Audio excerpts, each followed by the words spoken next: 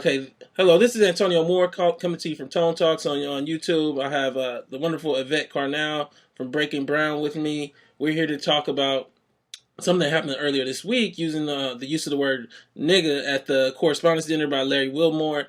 Have a bit of a critique discussion going back and forth about whether it was appropriate or not, and also to just pull up a couple videos to see the actual the statement itself, and then also to give it context. So I guess just to start it off, I wanted to let Yvette just everybody knows her, but just to introduce herself, say hello. Hey everybody, Breaking Brown fam, Your Black World fam. Just want to say, we're going to be talking about this today, but we got a lot of stuff to talk about too. So, what's up to everybody out there?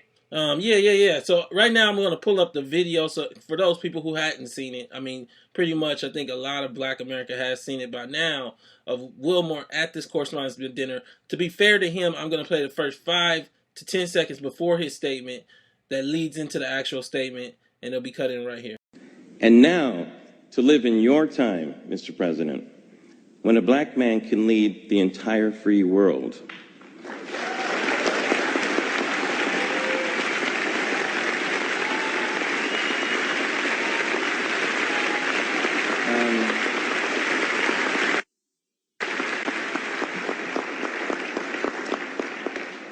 Words alone do me no justice. So, Mr. President, if I'm going to keep it 100, yo, Barry, you did it, my nigga. Did it. Thank you very much. Good night. So now we've seen the video, and I guess I just want to start off just asking Yvette your own like personal feelings now, having a chance to digest this statement made at this correspondence dinner. I mean, I'm beginning to think I was in the minority. Like, I didn't like it.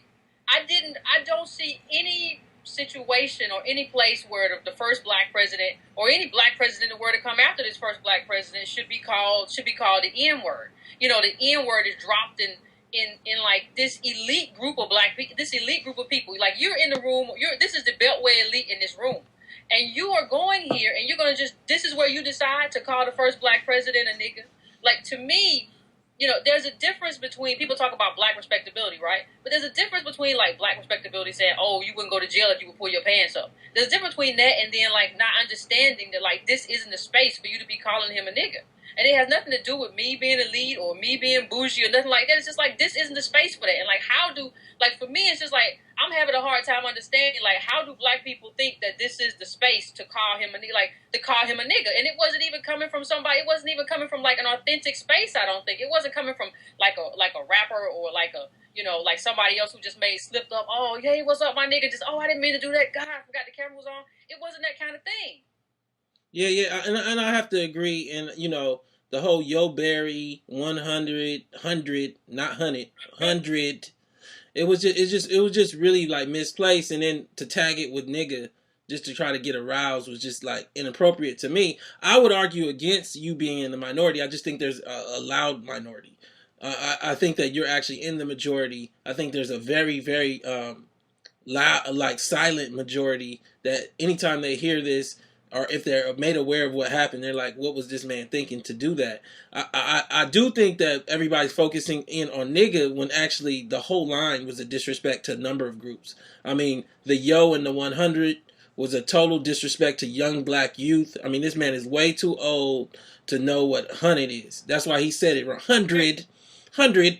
The second part is just the whole disrespect to the office and to the president, calling him Barry. I can understand if maybe you were his sister or maybe an endeared friend, but to call this the sitting U.S. president Barry, not President Barack Obama, not President Obama, but Barry, it reeked of disrespect to me. And the most like obvious, of course, is the word nigga, which we will get into in more detail. I mean, what everyone is trying to like dance around and create is this new idea. And we've seen this before. We've had this discussion, just not in this context, about nigga being okay.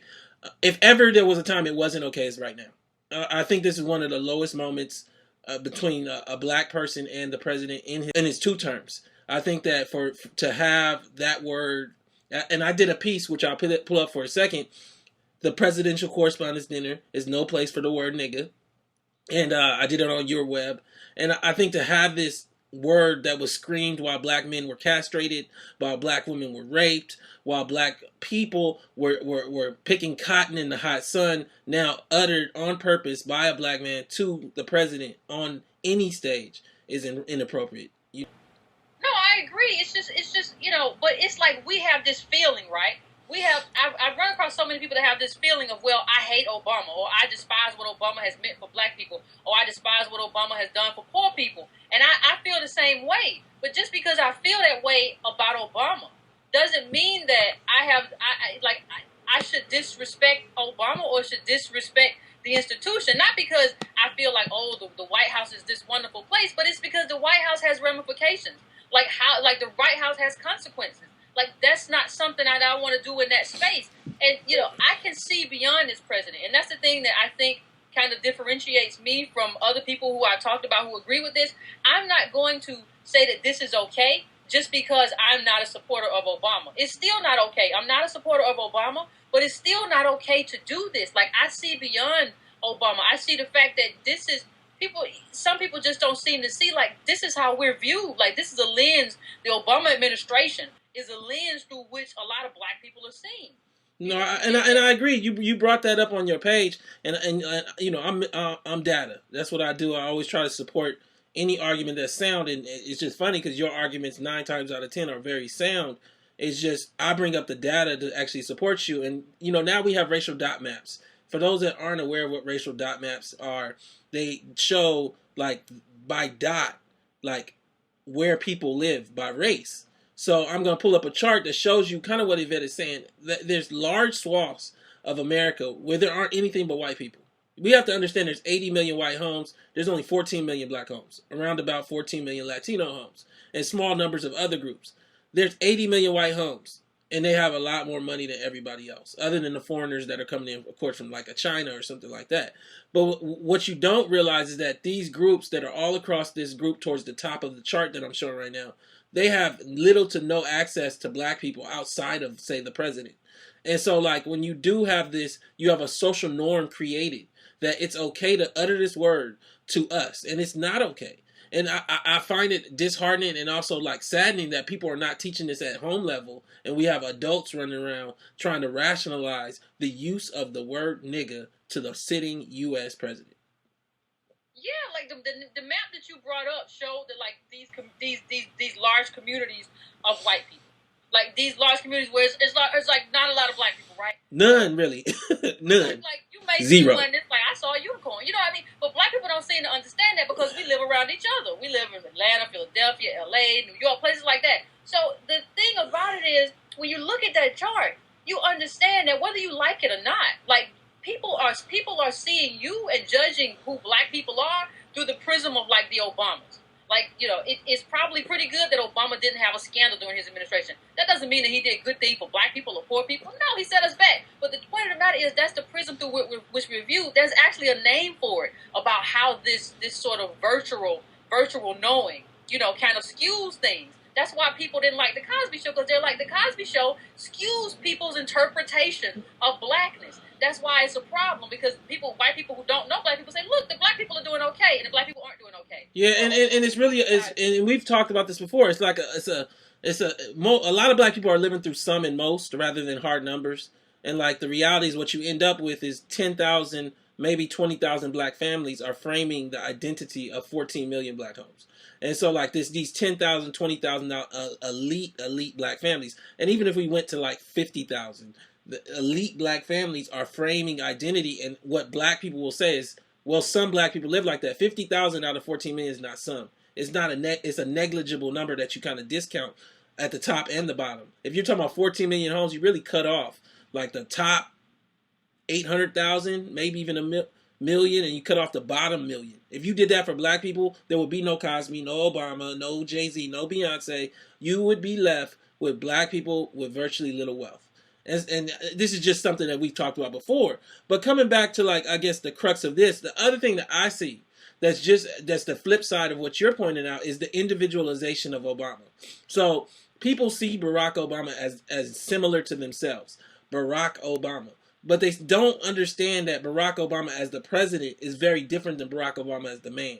So as a result of that, they feel they are just like him, and as a result, they can disrespect him the same way, and not understanding the larger impact of what that does to his presidency and also the rest of Black America policy wise. Would you agree? No, I totally agree. I think that I would take it further in terms of the individualization. People feel that, okay, Barack Obama is black, so he's a nigga, he's my nigga or whatever, and like as if we live life as individuals, as if like this is that's just him and that's just Barack Obama. That doesn't have anything to do with my life. Like, no, we don't live as individuals. Like his life and everything that happens. Look at what happened to Malia when she talked about going to Harvard and all the racism that she was met with. This isn't some individual life that we're living, right? So you have Black people who are like, well, I hate him, so I don't care if he calls him a nigga. Well, like Barack Obama getting called a nigga in front of the world's elite, like that could impact you. It's not just, you don't live like this independent life. You don't have the money, the resources, the wealth, anything to be like, well, I ain't gonna worry about it. You gotta worry about everything that any other Black person gotta worry about. No, I totally agree. And like what I wanted to pull up right here is just to give people kind of like context, because I joke with you all the time. Some of these dudes, some of these women, they really need to just get dropped off in like 1800 to really understand what these people went through. I'm gonna pull up a video from Slavery by Another Name, and basically it's Slavery by Another Name, done by Douglas Blackman and PBS, narrated by Lawrence Fishburne. We've talked about it before. It really shows the era after slavery, like transitioning into a free world that wasn't quite free. And you have these blacks writing these letters to the presidency to basically like beg for and they're risking their livelihood when they do these letters, because you don't know if these letters will leave your little community or whether they're going to go to a bunch of Ku Klux Klan that will come and burn your house down for writing the president and bringing attention to this town. So like, you don't know if just for being able to be noticed as somebody who can read and write, you might be seen as a threat and lynched. So like, you have the reality that Black America has seeked so much answer from the presidency, and even though Obama has fell short, and I definitely agree as well, policy wise, the reality that now we are gonna take the only like Black image of that presidency and spit upon it. And I just find it problematic. I'm gonna pull up the video and then I want you to comment on the other side. It'll be like, I'll pull up like 30 seconds of it. African Americans at the turn of the last century. Mr. President, I have a brother about 14 years old. A man hired him from me and I heard of him no more. He went and sold him to McGree, and they's been working him in prison for 12 months. He's done nothing wrong for them to keep him in chains. Written more than 40 years after the Emancipation Proclamation, these letters bear witness to a sinister and little-known chapter in American history. Whenever one is in a conversation where someone says, what's wrong with black people? Why can't they get over it? Slavery ended 150 years ago. That's fundamentally false. The reality is that slavery and all of the limitations that it imposed on the future and the potential and the progress of African American families, it didn't end 150 years ago. It continued until World War II, well into the lives of large numbers of African Americans today. For more than 80 years following the Civil War, hundreds of thousands of African Americans in the South were pulled back into the shadow of slavery. But go ahead, Yvette. No, I think you're right in terms of, like, to me, it's time to look past Obama. Like this, like you're mad. Like people here are still stuck, pissed off at Obama. I'm pissed off at Obama too. But I still tend to understand that, like, you know, Obama doesn't just represent Obama. Whether we like it or not, he is the first black president, and I'm fine to criticize Obama on everything he's done. I've been one of the most vocal Obama critics, I think, out there. I've been criticizing Obama since like 2011, and so, or maybe even 2010. So I understand criticism, but calling the president a nigga is not criticism, especially when he's being called a nigga by another, you know, a guy who's relatively elite or whatever. Like, how do you feel like that makes you feel good? Like, this guy is just like Obama. Like, they're both black people who have some money or whatever, come from a certain class. So even the idea that the guy meant it, like that Larry Wilmore meant to take a dig at Obama, I think is just like projection from people who just want so badly to see Obama, get talked to or spit at because they feel like, or because he really didn't do anything for black people. I'm just like, yeah, it's fine to criticize him, but I don't, this isn't what I want. This isn't what I'm looking for. And I don't even think that's what happened. I think Larry Wilmore really was trying to be cool. Larry Wilmore was really trying to be down, and he dropped the N-bomb because he knew, like, that's going to get me some attention. That's going to get me some headlines. Yeah, and I have to agree, and I got into it on your page, if you call it that. I speak facts. That's all I do about Larry Wilmore's background from what we know. And people wanted to say Pomona isn't a suburb, even though geographically it is. People wanted to say Pomona is hood, and that's today when it became 70% Latino, when in actuality Larry Wilmore was there in 82 when it was 80% white.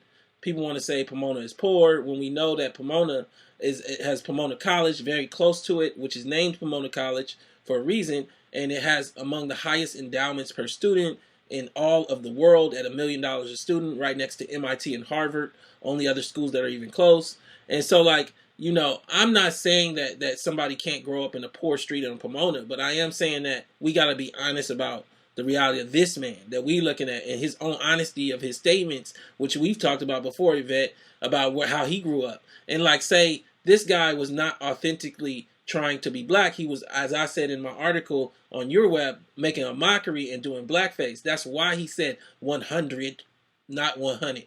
He doesn't know how to say it. So, like, fundamentally what you end up with is he was making a mockery, as I said before, of the presidency, of young black youth, 100, and he was also making a mockery of the descendancy of slavery and Jim Crow with the word nigga in one line, and it just didn't come off well because it wasn't authentic.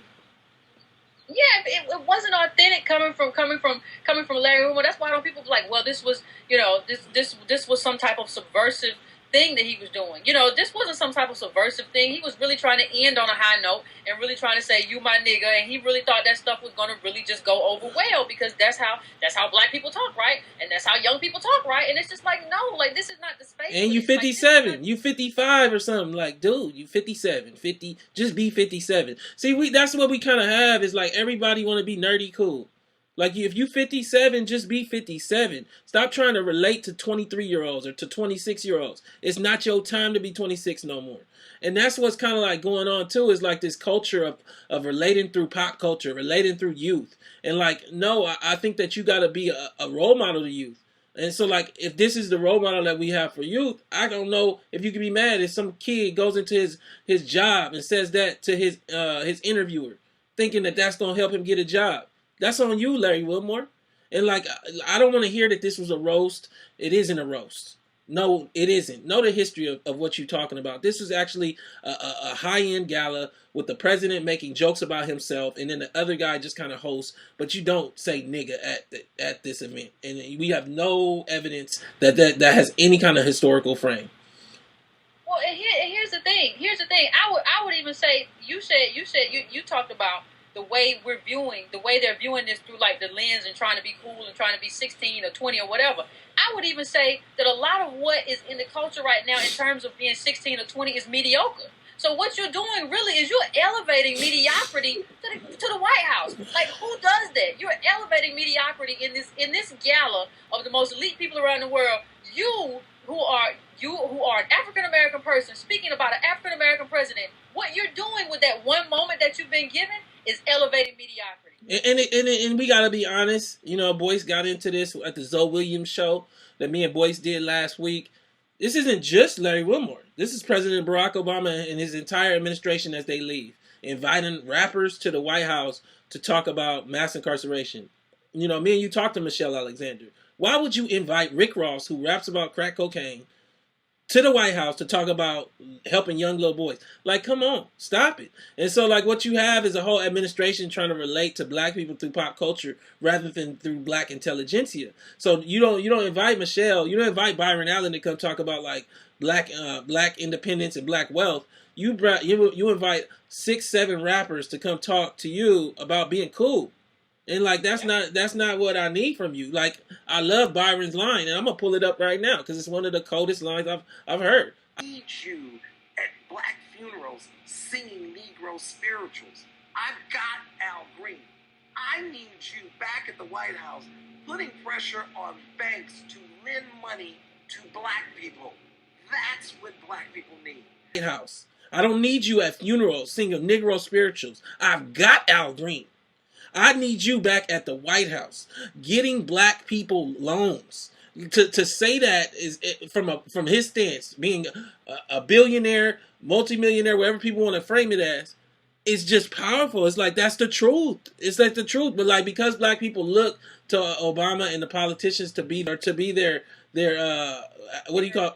Therapists, then that's what we kind of look for in the whole setting, and that's what kind of Wilmore kind of jumped into, like this whole like drag down of what this moment means as Obama leaves. Would you agree that it's bigger than Wilmore is Obama in the last say like 6 months? Yeah, it's Obama. Like I was floored. I was floored some years ago when Obama was like, I got Lil Wayne on whatever his little listening device is. Like, come on, man. This is a dude who has some of the worst, like most degenerate lyrics out there. Like, this is what you're talking about. This is what you're telling kids. And so how can you tell kids? Well, you know, then Michelle Obama wants to go and be like, everybody can't be this and everybody can't. Well, your husband listens to Lil Wayne.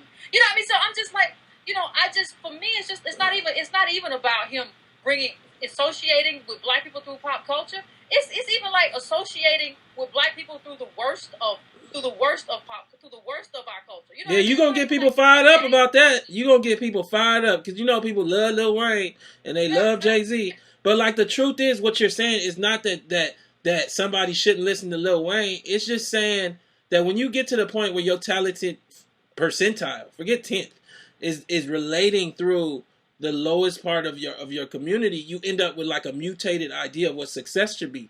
Now we know a lot of that came through crack cocaine. I covered it in my documentary Cracking the System about Freeway Rick, where Rick Ross redeveloped himself as a cocaine dealer after being a prison guard.